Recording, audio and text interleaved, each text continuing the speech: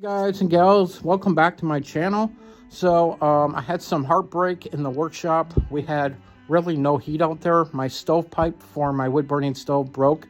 I tried electric heater, just didn't work. It was between 20 degrees Fahrenheit and 0, so really hard to work out there, especially when wood glue needs 50 degrees Fahrenheit to properly bond. I also ran into a problem locating enough Kato Unitrack. It seems like almost all the parts I needed to do my layout, my 20 modules, I was missing track. I was missing track for almost every module. Now my single, double, and triple straights all were going to have number 6 turnout in there, and I couldn't find any of them. They were all back ordered or out of stock, even at Kato USA in Schaumburg. So missing a lot of parts. It took all the way till the end of February and March for a lot of these parts to come in stock. So I did order a bunch of them, and they finally came here at the end of March, early April 2025. So that was a long time to wait for the parts. So I spent most of the winter focusing on model scenery. I did a lot of kits. I also worked on a lot of these custom CAD, where I'm using 3D CAD programs for my Mac and Windows, and printing off on the 3D printer. Still working on this little model kit. Finally dry on this. I was about to put together these parts, but noticed one of these parts, or a couple of these parts, have garage doors. I'm thinking, why are the garage doors not going on? And I noticed the garage doors are over here, this part here. They want you to put this on when you're done, but you can't actually physically put this on once everything's glued together. You have to put it on beforehand. Yeah, so definitely have to look over these instructions to put this stuff together. Yeah, it's literally on the last page to put that on there. What a bunch of goofballs. So yeah, you definitely got to always make sure. So I'm glad I caught that ahead of time. So I got this little chunk of the building here started. And then from there, this other part will go over here, and then there's parts that go between the two. Okay, so somehow this piece is supposed to go against this, but it doesn't say that there. So I got some of my scratch building supplies out, and I'm gonna put a lip right underneath this so it has a little bit more support on that structure. So when we put this other stuff together. So yeah, I'm gonna do that. Okay, so day 2, I got all the sides on. You can see how they span. Now I did add some extra, I do scratch building supplies. I added an extra one of these things to connect this big area with that area, because there really wasn't a lot of surface space. So I added another piece under there just to have more gluing surface to that from one kit to the other, so the thing won't fall apart. Hey guys and gals, so this is the mine model that I've been working on. It's the N scale kit. And this is where I got so far. There are little appendages that are supposed to be coming out of the side, but because I'm going to be putting this on a smaller module, my module is going to be 14-inch depth, though the width is probably going to be about 2 or 3 feet.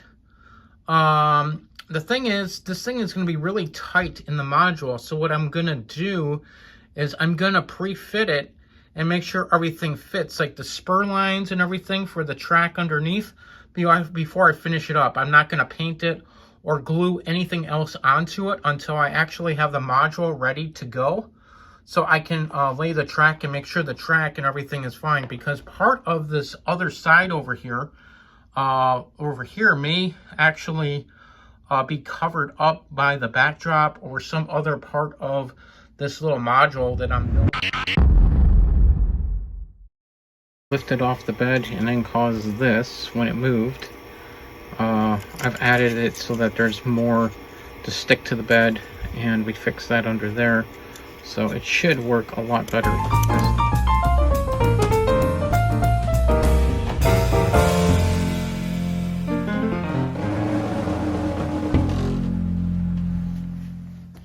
Hey guys, so this is a little mining house that I printed off. I mean, it's kind of a type of house that would have been in the mining era. There is a little bit of funkiness right here that we'll have to get off with our sanding tools, but the rest of it turned out not too bad. There's a little stringiness right there on those poles. We can get that off too with a little sanding brick. But yeah, it turned out pretty good. Yeah, there's a little funkiness here and there. Just a little sanding tool, not too bad. So what was different on this one is the surface tension. The first one that failed just didn't have this much surface space. So by adding a little bit more in our CAD programming, allowed this to print perfectly.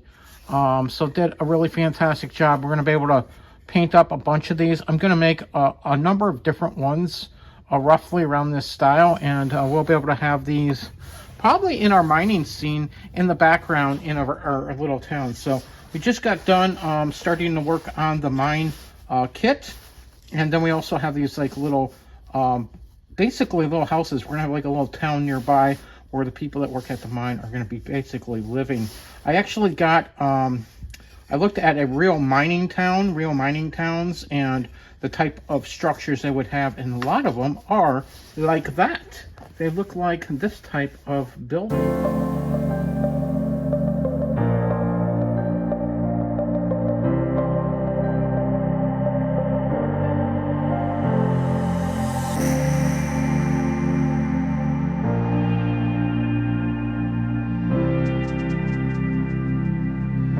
It does fit over the double wide track, but I am afraid that it is still not wide enough for the two trains or tall enough. So let's test it out. Let's see what it is, and if it's not, we can print another one out. The print itself turned out pretty beautifully.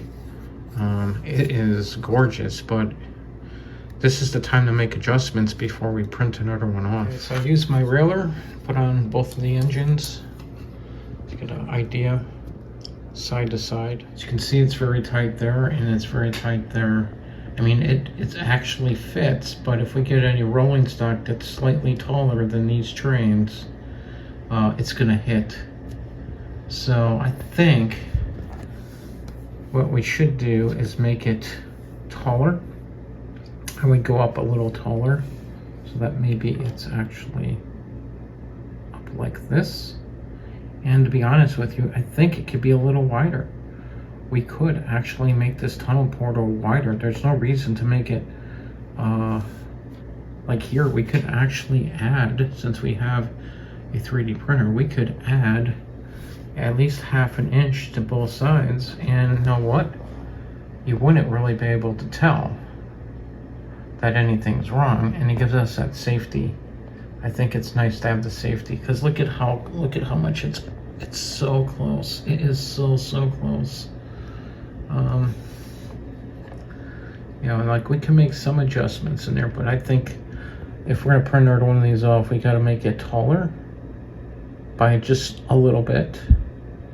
And I think we should also make it wider. Make these slightly bigger, so I made them 20 millimeters wider and 10 millimeters taller to properly fit our trains in there after doing my test.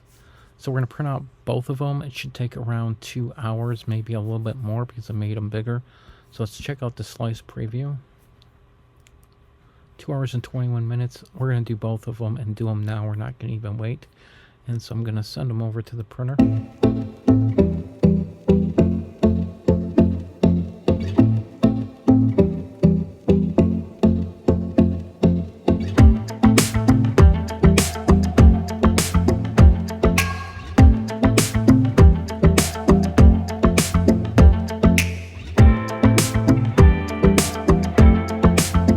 Guys and gals, that print took 2 hours and 23 minutes. So let's click on it. Come on. Yeah. So there it is. 2 double wide end scale tunnel portals with cut stone. Now these are upgraded ones. The ones I had done earlier did not really fit. It fit the Kato Unitrack, but it did not fit the trains. They were touching. So that opening area you see there, I increased it by 20 millimeters wide and by 10 millimeters taller. Really pretty cool how you can get really nice tunnel portals that you can customize the opening size with a 3D printer. You couldn't do this if you went to like a hobby shop. You can't customize the size, But you can with a 3D printer, which is awesome. The one on the bottom is the original tunnel portal. So you can see that whole like mason area all the way around. We have much bigger spacing now. That's going to really help. We're not going to be hitting ever with any of the freight or passenger rail trains. They'll make it in there perfectly. So yeah, it's slightly bigger, and it's actually going to help out so much better. The other one was so close that it was just like a millimeter off from hitting that. And if we would have got one of those log cars or something like that, yeah, it would have hit. So this is the original double wide, and this is the upgraded bonus one. So you can see it is bigger. We really had to make it bigger because this here would have caused an operational problem. This one here doesn't. You get a barn, and this is one of the just plug barns. It's like on one side it looks like a brand new barn, and the other side it looks like an old school barn. So if you look on this side, it looks old school, like it's falling apart, and if you flip it around, it looks like it's not falling apart. Believe it or not, this thing was on sale through Amazon for like $36. It normally sells like at hobby shops for almost $60, but I got on sale at Amazon of all places for like 30 some bucks. Yeah, I got a couple of them actually from Amazon. So yeah, you can buy these from Amazon. Definitely check out Amazon. They do sell some of this stuff, and I found it really inexpensive. I actually thought the price was so low that it was the barn that wasn't LED, but it was. So definitely check Amazon. Yeah, $36 for this. I don't think it's too bad. I mean, it's really hard to find barns for N scale. There is maybe one or two other companies that have them that you have to put together, but I couldn't find another barn for under $60, and this one was $36. And look at the detail in it. This little one on sale, way cheaper than it normally goes for. This thing normally goes in the $20 range. Got this in the about $5 or $6 off. It's like the old wood windmill. So going to be adding that to the farm scene, along with the farmhouse, and then I got some cows and horses as well. Most of the stuff I got for is pretty inexpensive. This is probably a little bit more expensive, as it's $15, but, and I guess I could have 3D printed something out, but this looks pretty cool, and I thought it was pretty decent, okay price for it. So I'm going to pick that up as well, and we're going to build out that little farm scene on the corner end cap radius. Actually, we're going to be doing it on end cap. The thing is, I have other corner radiuses. One I'm going to be doing a cabin on. Other one I'm going to be doing a gas station on, but I think I may do another farm on the other corner. So I do have several more corners that I want to lay out as well. But yeah, that looks pretty snazzy. I'm not going to take it out there now because we're not anywhere near to do the decoration of that modular. I also found this particular landmark structure that lights up as well. It's a grocery store, an IGA, available at Amazon for $32. Believe it or not, these things at hobby stores sell for way more money than this. So yeah, definitely check Amazon occasionally for N scale stuff. Now, it was part of, I don't know if it was part of Prime or something or whatever, but yeah, this is a neat looking little grocery store, and we can definitely add this to one of our T-Trak modules as well. Very country style, kind of like rural landscape, but you could definitely put this in a cityscape too. That's what's cool about the IGA grocery stores. You can find them. They're a pretty good deal occasionally on these things. I found quite a few of them that I could use. I unfortunately didn't want to buy any more, but I bought a couple. I really wanted to get the barn and the feed and seed, and then I saw this one and one or two others that were like literally like 28 to 30 bucks. I mean, that's just like saying, yeah, definitely come and get me. So yeah, pick this one up too. So we're going to be putting those in the new layout. There's another one of those landmark structures I got from Amazon that was on sale. This one was $32. It lights up. Look at this. Literally, I've never seen this one not available anyplace else except for hobby stores, and they're normally about $50 to $60 for this building. But I got it through Amazon for 30 some bucks. Yeah, awesome deal. It lights up. It's a little Italian restaurant, and part of the area where I am modeling after has a big Italian community, so a little Italian restaurant seems like it would be a good fitting for that. I bought a bunch more stuff at Amazon. They had these things, the track feeders. I've been looking for these. I have a bunch, but I need a lot more, so you need 2 packages per module. So here's a bunch of the Kato Unitrack for my new project. This is stuff that was back ordered, pieces that were back ordered, okay? These 2120s, these are for the S transition and inner corner radius ones. These expandable ones, very hard to find. Yeah, and you only get 1 track in those things. These number left-hand turnouts, very hard to find. These were back ordered. Finally found a few of them, though I'm still looking for 2 more. So we'll be getting some more of those. I also need a few more straight pieces because I thought I had more straight pieces than I have, and I'm missing some. But the straight pieces are really easy to find, so next time I make an order, I'm just going to throw those in. But I'm looking for these. Some more of these jump boxes. This is some old ones I had, but I need to find some other ones, so looking for those as well. This is all the Kato Unitrack that I've been looking for several months. Finally came in stock here at the end of March, early April 2025. I've been looking for this stuff for over 14 months. Been back ordered, out of stock, hard to find. Not all the pieces here, but a big majority. Like these, very hard to find.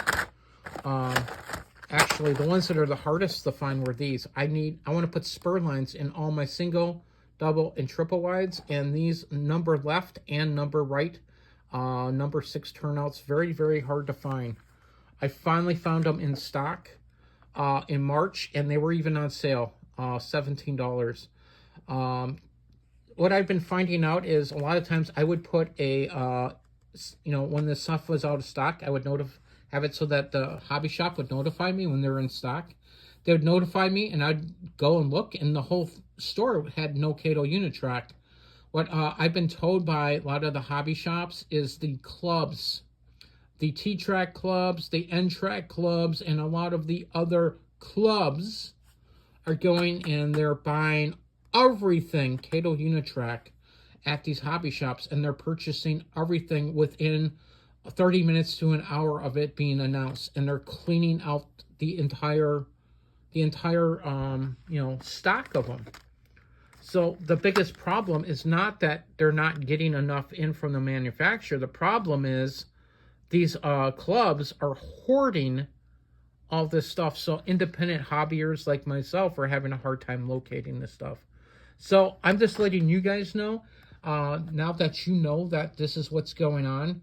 If you get notified that like this part came in or that part came in or some other part came in, you should go and try to purchase it as soon as possible, because these clubs are hoarding this stuff. So yeah, I didn't get a lot of my model railroad done over the winter like I wanted to, because I was missing so much track that I finally got here in the spring. So I can finally start working on some of this model railroad. And it was really unfortunate, some of the people that really liked my model railroad and were enjoying it have since passed away. So they're never going to even see this layout. I've been having a hard time finding the switches for I need 8 total. These are 2 I got from a previous layout that I built. Now that layout I still have, but for now I'm just going to borrow them because I don't have enough. So yeah, it's really frustrating finding enough of the stuff that you need. So right now I've not been finding very much of anything for my T-Trak module kit. So the main reason I'm doing T-Trak modules or a portable model railroad layout is for me it's going to be easier to move around the layout, and it's going to be portable for me. I've been through some surgeries in the past where I was having very low mobility, and moving a layout by myself, the easiest way to do it is doing it with T-Trak. So that's why I'm going to do T-Trak. But it also allows me to make a much bigger layout over time, and expand into a bigger layout. So here's my workspace. I have all my Kato Unitrack in these different containers. I have the wood that I need to work on. These are going to be all the double and triple wide pieces right here. Table here, and on top of the table, this is actually the O-scale layout that my grandfather gave me, inherited. So we're going to use this as a tabletop to also work on and keep stuff on, because it makes a regular, really tiny table much bigger. And we have some other stuff off to the side. Some like I have some like little containers here that I can use for plastering and stuff as well. I took an old dresser. Check it out. It's an old dresser, but I put one of these healing mats on top. Actually, I have two healing mats here. I have a really small healing mat and a really big one. I have my drill bits. I have some corner clamps to help us keep the stuff clamped together when I put it together. I made these here on my 3D printer. They help keep a right angle. So I have a set of 4 of those. These are my countersink bits. I am going to be using number 8 screws, so I need the number 8 countersink bit. I got these number 8 1.5 wood screws, 300 pieces, on sale for $6.99. They are star. These are the screws. Like I said, it came with bits. It came with 2 of the star bits. These are the wood screws. They're number 8. Number 8 are really general purpose wood screws. Usually you would use a star bit for decking screws, but so what if we use these with our model railroad? It is a wood screw, a very good wood screw, and when it was on sale, this entire box of 300 were on sale for $6.99, and these came free with it. So it was an incredible deal. If I would have bought these at my local hardware store, this would have easily been about $60. This entire thing I got on sale at their factory outlet store for $10. This thing normally goes for about 35 to 40 bucks. Got on sale for $10, and it's got a lot more bits in here and drills to use as well. People are giving me crap about using the Ryobi tools the last time I showed some videos, and I think I used this one right here. This saw I got on sale for $21. It normally sells for $80. 21 bucks. This is a jigsaw right here. I got that on sale for $30. That normally sells for $100. And that screw gun I got on sale for $15, and that normally sells for $60. These batteries usually go for about $30. And if you don't go to the factory outlet store, they can cost almost $100. So yeah, it's really good to go shop at factory outlet store. But you know, I don't just get Ryobi. I do have some DeWalt tools as well and some other stuff. But believe it or not, you can find good deals on stuff made by TTI. So TTI is Hart, Rigid, Ryobi, and several other brands. So if you want to save money and still kind of like do some DIY stuff, it's really a good tool to get because it was very inexpensive for them, and for just making stuff that I make, it's awesome because it didn't cost very much. I'm going to also be using some wood glue with this project, so I just got some tile bond. This goes for about $2.80 for a bottle of this, and this will be more than enough for our entire project. Got some sandpaper, re-railer, and this is acetate to make little windows on structure.